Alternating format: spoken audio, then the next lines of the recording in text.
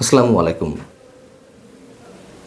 থানার মধ্যে পুলিশের সামনে প্রকাশ্যে চরম ঔদ্ধত্য প্রকাশকারী হবিগঞ্জের বৈষম্যবিরোধী ছাত্র আন্দোলনের নেতা মাহাদি হাসানকে ছেড়ে দেওয়ার মধ্য দিয়ে আবারও নতুন করে আমাদের সামনে কতগুলো বিষয় খুব গুরুত্বপূর্ণভাবে উপস্থিত হলো। প্রশ্ন উঠছে, দেশে আইনের শাসন কোথায় গিয়ে নেমেছে? দেশের আইন কানুন, আদালত, বিচারাঙ্গন সব কাদের জন্য পরিচালিত হচ্ছে? এবং সবচেয়ে বড় কথা, ডক্টর মোহাম্মদ ইউনূস কতটা ন্যাক্কারজনকভাবে, লজ্জাজনকভাবে আবারও একটি বিশেষ গোষ্ঠীর কাছে নথি স্বীকার করলেন, এবং তার গদি যে আসলে কতটা নড়বড়ে অবস্থায় আছে সেটিও আমাদের সামনে প্রমাণ হলো। থানায় বসে প্রকাশ্যে ওসিকে হুমকি, মানুষকে পুড়িয়ে মারার দাবি, পুলিশকে জ্বালিয়ে দেওয়ার যে কথা স্মরণ করিয়ে দেওয়া, সেসবের মধ্য দিয়ে প্রথমে প্রশ্ন উঠল যে কেন ওই ছাত্রনেতাকে পুলিশ আটক করলো না? পরবর্তীতে যদি আটক করাই হলো, তাহলে তাকে আবার ছেড়ে দেওয়া হলো কিসের ভিত্তিতে, কোন যুক্তিতে? থানায় বসে মাহাদি হাসান নামের একজন কিশোরী বলা যেতে পারে, মানে সে তো কেবল অনার্স ফার্স্ট ইয়ারের ছাত্র, এমন একজন মানুষ যদি পুলিশের সামনে গিয়ে ঔদ্ধত্য প্রকাশ করেন যে অমুক থানায় আমরাই পুড়িয়ে দিয়েছিলাম, অমুক এসআইকে আমরাই জ্বালিয়ে দিয়েছিলাম, সেটিকে হয়তো কোনো কোনো আইন বিশেষজ্ঞ বলছেন যে এটা আইনের চোখে অতটা গুরুত্বপূর্ণ না হলেও সার্বিক আইন শৃঙ্খলা পরিস্থিতির জন্য মোটেই সহায়ক নয়। আইন বিশেষজ্ঞদের অনেকে আবার বলছেন যে বৈষম্যবিরোধী আন্দোলনের নেতা মাহাদি হাসান ঘরোয়া কোনো পরিবেশে পুলিশকে পুড়িয়ে মারার কথা মনে করিয়ে দেননি, বরং যে পরিবেশে বলেছেন তা 164 ধারার চেয়ে কোনো অংশে কম নয়। তাহলে এই রাষ্ট্রে, এই সমাজে, এই সরকারের অধীনে পুলিশ কাজ করবে কোন মনোবল নিয়ে? পুলিশের যে মনোবল হারিয়ে গেছে 5 আগস্টের ঘটনার পরপরই, তাদের অনেক সদস্যকে হত্যার মধ্য দিয়ে, তাদের উপর আক্রমণের মধ্য দিয়ে, সেই মনোবল তারা কিভাবে ফেরত পাবে? রাজনৈতিক পালা বদল ঘটলেও 5 আগস্টের অভ্যুত্থানের মধ্য দিয়ে তারপর যে ক্ষমতার অপব্যবহার এবং প্রভাব খাটানোর মধ্য দিয়ে বাংলাদেশে আইনের শাসন থেকে পুরোপুরি হারিয়ে যাবে না বা যায়নি, সেটি আমরা কিভাবে নিশ্চয়তা দিয়ে বলতে পারি? 5 আগস্ট মানুষ যা আশা করেছিল, স্রেফ প্রতারণাই তো করা হয়েছে মানুষের সঙ্গে। মানুষের আবেগ নিয়ে খেলা করা হয়েছিল। কোটা বিরোধী আন্দোলনের নামে স্বৈরাচার বিরোধী যে এক দফা দাবি, সেই জায়গায় মানুষের আবেগকে পুঞ্জীভূত করে, মানুষের আবেগকে ক্যাশ করে যা ঘটানো হলো, তারপর থেকে আমরা কি দেখছি? সব জায়গাতেই সেই কোটা, পেশি শক্তির প্রতিযোগিতা, মবক্রেসি, এর বাইরে তো আর কিছু এই গত 16 মাসে আমরা দেখিনি। মাহাদি হাসান একটা কলেজের প্রথম বর্ষের ছাত্র, অনার্সের।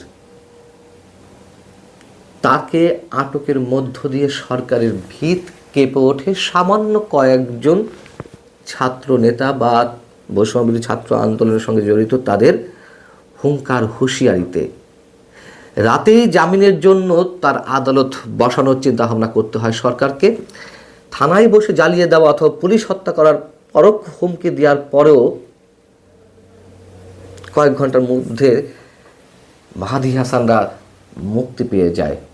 অথচ আনিস আলমগীরের মতন একজন সিনিয়র সাংবাদিককে কোনো সুনির্দিষ্ট অভিযোগ ছাড়াই মন গড়া ধারা দিয়ে সন্ত্রাস বিরোধী আইনে তাকে মাসের পর মাস আটক থাকতে হচ্ছে, দিনের পর দিন। মঞ্চ একত্র অনুষ্ঠানে, যেখানে আমি নিজে উপস্থিত ছিলাম, আমাদের উপরে মব করা হলো। সেই মব সৃষ্টিকারীদের আটক না করে পুলিশ আটক করলো আমাদেরকে, মুক্তিযোদ্ধাদেরকে, সাবেক সচিবদের অনেককে, সাবেক মন্ত্রীদেরকে। অধ্যাপকদেরকে। কি অদ্ভুত ডক্টর ইউনূসের এই সরকার ব্যবস্থা, রাষ্ট্র ব্যবস্থা। বৈষম্যবিরোধী ছাত্র আন্দোলন মাহাদী হাসানকে আটকের পরপরই 3টি দাবি তুলে ধরেছে। সেই 3টি দাবির মধ্যে কি? জুলাই গণ অভ্যুত্থানে অংশগ্রহণকারী ছাত্র শ্রমিক জনতার 1 জুলাই থেকে 8 আগস্ট পর্যন্ত পরিচালিত সকল কর্মকাণ্ডের জন্য দায়মুক্তি প্রদান করতে হবে। জুলাই গণ অভ্যুত্থান চলাকালে সারা দেশের যে যে থানার অধীনে ছাত্র জনতাকে শহীদ করা হয়েছে, সেই সকল থানার ওসি এবং সেই সকল জেলাগুলোর এসপি থেকে শুরু করে তদূর্ধ্ব যারা কমান্ডিং অফিসার ছিলেন তাদের বিরুদ্ধে মামলা করতে হবে। জুলাই বিপ্লবে গুরুত্বপূর্ণ অবদান রাখা সেনা, নৌ, বিমান বাহিনী সহ সামরিক, আধা সামরিক ও বেসামরিক প্রশাসনের সকল কর্মকর্তা, সৈনিক ও কর্মচারীদের ইতিহাস লিপিবদ্ধ করতে হবে, তাদের সম্মাননা, স্বীকৃতি ও আইনি সুরক্ষা নিশ্চিত করা এবং কর্মক্ষেত্রে তাদের হয়রানি বন্ধে একটি স্থায়ী কমিশন গঠন করা এবং একই সাথে 2009 সালের 25 ফেব্রুয়ারি থেকে ফ্যাসিবাদের রোষানলে পড়ে সশস্ত্র বাহিনীতে পদোন্নতি বঞ্চিত অফিসারদের দ্রুত পদোন্নতি ও গুরুত্বপূর্ণ সংবেদনশীল পদগুলোতে পদায়ন করা। এবং এই যে দাবিগুলো উঠেছে সেই দাবিগুলোর মধ্যে আবার কিছু প্রশ্ন অনেকেই তুলতে পারেন। তার মানে হচ্ছে যেসব পুলিশ সদস্য নিহত হয়েছেন তারা কোনো মানুষের পর্যায়ে পড়েন না, তাদের কোনো পরিবার নেই, তাদের বাবা মা, ভাই বোন, স্ত্রী, সন্তান কেউ নেই, তাদের হত্যার কোনো বিচার হবে না।